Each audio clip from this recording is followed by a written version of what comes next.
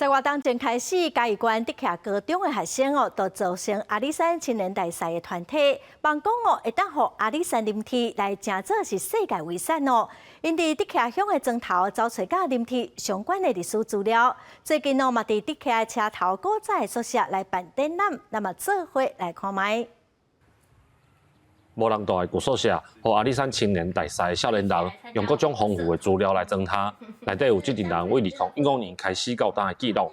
因若要替阿里山林铁争取世界遗产的身份，嘛要保留竹徛在地的基地。高中的时阵，甲朋友做伙拍拼的痕迹，然后做一个房间的展出，嘛有讲。咱10年过收集的一些社区的故事，像讲竹徛、青卡甲路满安尼。阿里山青年大赛原本是竹徛高中的一个社团，要互学生入捌在地的历史。想要到参与的过程中，学生了解林业披露甲在地文化的重要，就一直经营这个社团。甚至毕业的学生佫成立协会，除了向国外文化遗产的单位来合适以外，嘛透过各种记录来保存故乡的故事。本地我是想讲，因这算讲是一个社团的。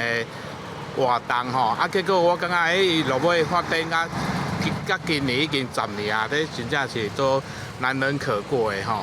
甲世界遗产这个代志，互阮的是说感觉愈做趣味的，嘛想要互因就是关注我们，然后也就是了解我们在做的事情，然后互因嘛介意家己的故乡。阿里山青年大赛少年人讲。